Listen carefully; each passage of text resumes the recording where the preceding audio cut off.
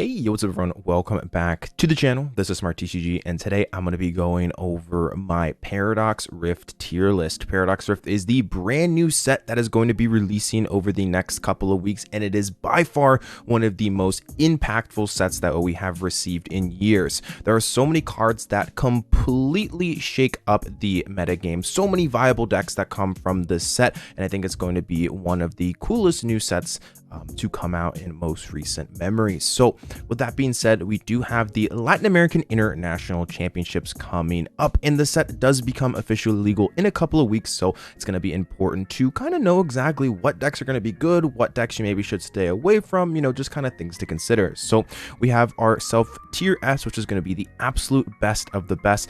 Honestly, would be surprised if I put one in that tier as of right now. If anything goes in, it's probably just going to be one, maybe two decks. We got tier 1, which are just fantastic decks in general, have solid matchup spreads, not a whole lot of flaws, maybe a bad matchup or two, but just in general are incredibly powerful. Tier 2, we have decks that can definitely top cut tournaments, still perform well, but have a couple more flaws, potentially more bad matchups against some of the top decks, but are still inherently very, very powerful. Tier 3 are going to be decks that are, okay, could maybe show up and do well at a tournament, but would be something that isn't necessarily a safe play to make to an event because it does have many issues. And then the fun tier will be decks that I think are kind of rogue, but could be fun, right? So anyways, let's hop into it here. We got ourselves. Let's start with some of the new stuff. I know that's what, most of you are here for, to see exactly where the brand new stuff ranks. So we're going to start off here with Roaring Moon. Some people think this deck is absolutely fantastic. Some people think that it is terrible. Some people think it's kind of in the middle. I personally lean a little bit more towards this deck is very, very good. I think it has all the potential in the world to be a tier 1 deck. It is incredibly consistent, is able to knock out anything with its first attack, Frenzy Gouging, and also has a very powerful second attack as well. And it has all the support in the trading card game that it needs to be successful, with things like Dark Patch, Professor Sada's Vitality, and also draw support cards as well that really help it get going. I think this deck is incredibly powerful. You can play things like Vitality Band, so you can use its second attack to deal 230, which knocks out things like Iron Hands, which does help in those situations. I think that it is really good into other decks. I think it's good versus Charizard. I think it's good versus any big 2 prize Pokemon. It just kind of has it all. It has tons of consistency. It's very consistent. It's kind of similar to Miraidon in a way, where it's a very linear deck. However, what it loses in matchup spread, it gains a little bit in consistency, where it just can pretty much beat anything because it sets up the way it's supposed to every game, which not every deck in the format can definitely say. So I think this is a big reason as to why this deck is going to be very good. I've been playing for quite some time. I can usually tell if a card is, really good or not, and, if a card has potential to perform in a tournament, and I think this is one that I can almost guarantee will see success. Moving on now, let's go with Gholdengo. This is another deck that tons of people have been talking about, whether or not they think it is good, terrible, kind of in the middle. I think that it is an okay deck. I think it's kind of in the middle. I don't think it's an amazing deck. I don't think it's a terrible deck, but I think it has a lot of potential. Its ability obviously allowing you to draw cards, and its attack doing 50 times 50 more for every energy you have is a pretty decent attack. The only thing holding this back is that it's 50 times 50 and not 60 times 60. Something like Chen Pao is 60 times 60, meaning you're able to knock out pretty much any high HP Pokemon with 6 energy, whereas with Gholdengo, you're going to need 7, unfortunately. So that is one unfortunate thing about it. You can play this card with the Curlia engine, something like that, that allows you to kind of build up your hand. Also, its ability, obviously allowing you to draw more cards, is very good. However, I think that it's an incredibly linear deck that can sometimes miss knockouts in certain situations, whereas something like Roaring Moon, you can just knock out like whenever you want, or Chen Pao is a much stable it's a much more stable deck because you have things like B-Barrel, and you just need less to be able to take those big knockouts. So I think that Gholdengo has a lot of potential. I think it's very, very powerful. However, I think it might be just a little bit weaker than Chen Pao, but I do think it has a lot of potential though. Moving on here, let's go to Iron Valiant. This deck is for real. I think a lot of people aren't 100% sure on this deck. It is very good. It has a ton of potential in this format. I think that it's going to be probably a little bit more towards the middle to bottom of tier 1, because we are going to run into that situation where we have decks obviously like Iron Hands seen a lot of play, and Iron Valiant. What do these decks do exceptionally well against? Well, they do exceptionally well against small decks, things like Lost Zone Toolbox, things like Gardevoir as well, decks with low HP Pokemon, things that you can utilize, things like Metacham against. If all of those decks go away, then Iron Valiant does lose a little bit of what makes it special, which is taking advantage of top tier, you know, one prize decks. So I think that that's one problem, but I think at the beginning of the format, when a lot of those decks still exist, this deck is incredibly powerful. Obviously having the option to use Xatu as well is very, very good. And it just has a lot of things that it needs to be successful. So I think that Iron Valiant is a very good deck. And I do think has a lot of potential, and it personally is one of my favorite decks. There's a lot of really cool things you can pull off with it. All right, moving on, we have Garchomp. I think Garchomp is going to be the first tier 3 deck. Garchomp is a very powerful card. Being able to attach 3 Fight Energy to your Pokemon is very good for 1 energy, dealing 160. However, there just is not a whole lot of fighting support as of right now, which is the big thing that is holding this card back from being a potentially incredibly powerful card. It has lots of HP. Its attack for 1 energy is fantastic. I think it's a good card on paper. However, the support around it is just not great. So as of right now, I think this card might have potential in the future as we get maybe more powerful fighting type Pokemon to go along with it. However, as of right now, I don't think it's going to be a top tier deck. Moving on. Let's see, what else should we do? Yeah, Serena Frontier. It's a cool card, but I don't think we'll be very high up there. Aegislash as well, fun deck. Armarouge is kind of cool. I think this card, I believe it's called Armarouge. I think this card is actually pretty cool. It takes less damage basically when it has full HP, and also its attack deals more damage for every fire energy you have on it, which can be powered up with a brand new Volcanion. However, I just don't necessarily think that it has enough. It needs something that can attach like 5 or 6 energy in 1 turn to make it a little bit more viable, and then I think it would have potential, but I can't see a reason to play it over something like Gholdengo or something like Chen Pao. So as of right now, we're going to put it right there.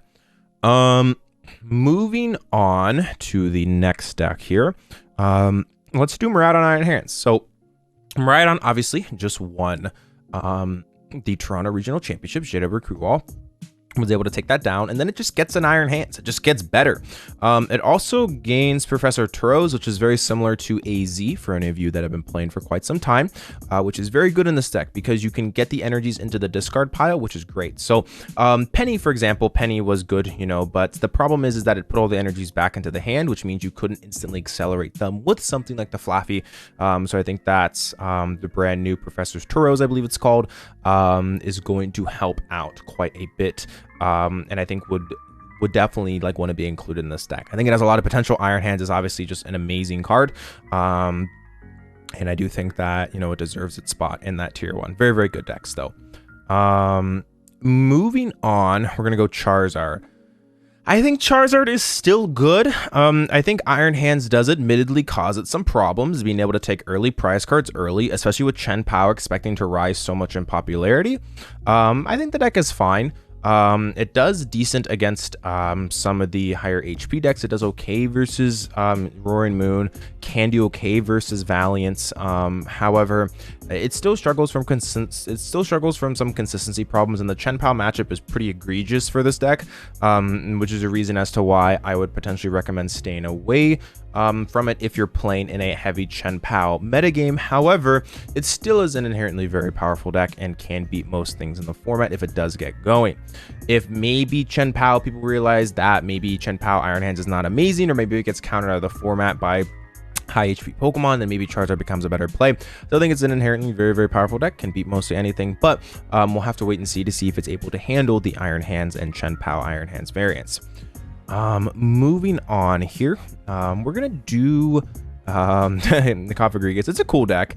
I don't think it's necessarily great. It's close to being good, but let's move on to Regis. Regis is a deck that's been getting quite a bit of talk recently because you have Earthen Vessel. I think the deck is not terrible. I don't think it's that bad. Does well against, you know, it does okay versus, I would say it doesn't do well. It does okay versus Iron Hands decks. Does okay versus, you know, things that it can hit weakness against. It's a decent deck in general. I think it's okay. I would say it's probably top of tier 3 as of right now. I would say it's out of the complete rogue tier. But I do think it has potential. Getting Earthen Vessel is very, very important for it, as it's going to allow itself to get more energies in the discard pile more consistently, which is very good. So that consistency it needs, which it does gain, which is one thing's holding it back. However, the power creep has been so extreme recently, and its typing advantage that it hit, weakness on so many things in the past isn't as prominent as it used to be. So I do think it does have potential, but I'm not necessarily sure I would put it in the top or middle of tier 2. I guess we'll actually put it in the bottom of tier 2. I think it has some potential. Skeldurge, it's not great. It can be paired with Charizard. This card as well, I don't think is amazing. Paflin, I don't think is amazing. Cloth as well, unfortunately. Cloth's a cool card, actually, but I don't think as a deck it's necessarily great, along with Gardevoir, or not Gardevoir, Garbodor as well. Are there any other big new decks? Mewtwo Xatu is like kind of cool. I don't think it's better than like a lot of other decks. I think that it takes a little bit too much to set up. It stacking energy I guess is kind of cool. However, the lightning type is kind of awkward. It's an okay deck. I don't think it's amazing, but I think could have some potential. Moving on, Gardevoir as well. Gardevoir is, I think, going to drop to a tier 2 deck because of Iron Hands. It's very, very bad for Gardevoir to deal with, but I still think the deck is inherently very strong. But Iron Hands causes its major issues just in general. Causes its major issues. Like, it's bad sometimes to deal with Iron Hands. So if someone's able to figure out exactly how to beat that, then I think this deck has potential. However, as of right now, that is the concern. The rest of these decks here, are there any new, just brand new decks? Obviously, we can put like Chen Pao. I think Chen Pao Iron Hands is probably going to be the best deck in the format starting off. Incredibly powerful. Obviously, Shivery Chill, very, very good. Iron Hands adds a, some needed depth to it. Gives itself, answers to, specific one price decks that it might have struggled to, like things like Lost Box, which is very, very good. So yeah, it just has everything it needs now. And Iron Hands just gives it a different layer that you have to go through. So it's just incredibly powerful. I think Goodra drops down to bottom. I would probably say tier 3 just because things like Roaring Moon are not good for it. Things like Chen Pao are not very good for it. Gholdengo is really annoying. You can kind of just get overran by Gholdengo. Miraidon's a rough matchup. So I think that Goodra's time might be coming to an end with all these high HP Pokemon, but I don't think it's necessarily a bad deck. I guess I could probably go at bottom of tier 2. I'd put it ahead of Regi's, but it could also potentially go in that tier 3 range. Arcdura, I think, just officially dies with Roaring Moon coming out. I think all the Arc variants just get slotted into tier 3, unfortunately. I guess Arctina's like maybe the best variant because it just does a ton of damage. However, even this one I think just gets overran as well. So that's also something to look at. Oh, Fusion Mew as well. There's another one I actually wanted to put in the top. I think Fusion Mew is really good right now. Meloetta is a very, very powerful Pokemon into this format with things like Roaring Moon, Chen Pao, Miraidon, Iron Valiant as well. All these decks seen a lot of success. I think that Fusion Mew becomes a very, very strong play, and I think is a good deck in general. DT Mew I think also is decent, especially because not a lot of lists are starting off with Spiritomb. I think DT Mew has a lot of potential moving forward. Its problem is Roaring Moon, but it does better into Charizard than Fusion Mew does, which is a good thing. So I think this deck has some potential. However, it does have some problem matchups for sure. But I definitely do respect the deck. I think we'll put it ahead of Goodra here. Things like Pokebarrel, all these decks are, kind of okay decks. However, they just don't see a whole lot of play. Zoroark V Transformation is cool. However, Iron Hands unfortunately is very bad for it. Things like United Wings as well. I think Zoroark's actually kind of cool. I don't think Zoroark's that terrible deck. However, you do have to damage all your Pokemon, which is bad against Iron Hands, but it has been performing actually a little bit better in the standard format, which is kind of cool to look at. Things like Control as well might come back. I know that there's a potential it comes back because of Lost Box falling away, which Lost Box is one of Control's admittedly worst matchups. So, that's something as well that it's, I think has potential. Lugia Colorless and Lugia Single Strike are other two ones that are very much worth noting. I think Lugia Colorless is very good with Iron Hands. I think Single Strike as well is still just good. They're just both good variants. The problem is Iron Hands, obviously, which causes issues. So I think that the decks will still remain viable. I think Colorless though has the best chance because it has space for Iron Hands, and Earthen Vessel as well goes really nicely into this deck because it's a way to discard things like Archeopsis, which is very, very important. As you know, in the past we saw Quick Ball played in this deck when that rotated out, so there was less ways to discard, which admittedly made the deck much more inconsistent. So now having Earthen Vessel just to be able to discard is actually very, very good. So that's a reason as to why I think Lugia has a lot of potential still as well.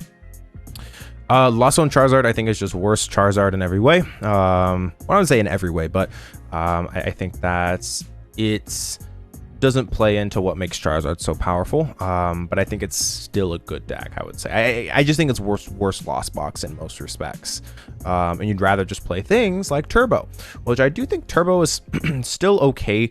The problem is Iron Valiant causes this deck so many problems. Iron Valiant, Mew is a sketchy matchup, Charizard's a sketchy matchup, Iron Hands is not good, but I think the deck is still such an inherently powerful deck. I do think that it deserves its spot on here. I think all the Lost Box variants kind of deserve their spot on, the tier 2-ish range, because they are just still fundamentally very powerful decks if they dodge Iron Hands. However, that's the problem, is if Iron Hands and Iron Valiant, things with like Cross Feature Canceling, Cologne, Radiant Greninja combos show up, then I think these decks are going to potentially struggle. So that's something to look at. The Mimikyu Penny version I think is just worse than just the more Snorlax block variant. Gardevoir by Nets just saw some play. I think has potential moving forward. It's still a decent deck, but I don't think it is better than Gardevoir, especially with Iron Hands existing. And then things like Meowscarada, Stonjourner, and also this control variant can go into fun. Regigigas and Teleon is still decent. It might just be worse than Iron Valiant now, but I still think has some potential. So I'm gonna give it the respect I think it deserves. It has decent matchups against a lot of things, and can beat stuff, but can run into some issues against some of the biggest decks in format. And also Iron Hands being able to one-shot Teleon V is not fun. So anyways, this is my tier list as of right now. I guess some big things is I do think Lost Box is going to go down a lot in popularity. I think Iron Valley and Iron Hands cause a lot of issues. I think Fusion Mew comes back. I think Fusion Mew is still a potentially very, very powerful deck. I think Chen Pao is probably the best deck in the format as of right now with the brand new Iron Hands. Roaring Moon has tons of potential and is a deck that I'm excited to get some games in with. I'll have some videos going up on that shortly. And then a lot of tier 2 decks, a lot of things that I think have potential like Gholdengo. I think Regigigas has a potential to come back as well. I think they're all kind of cool decks. But anyways, with that being said, thank you so much for watching this video. If you enjoy the content, obviously make sure to leave a like and subscribe. It's the best way to support me as a creator. As well, if you're looking for product from the brand new set, obviously the brand new set Paradox Rift is coming out. So if you're looking for booster boxes, booster cases, singles, all that stuff, make sure to go check out GameGridSLC.com. The link will be in the description. You can use code SmartTCG for 5% off on your next order, shipped right to your door. Some of the best prices that you will find around. Make sure to go check them out. But anyways, thanks so much for watching. I appreciate it. This is SmartTCG, and I'll speak with you again soon. Peace out. First off, I want to give a huge shout out to my sponsor, GameGrid.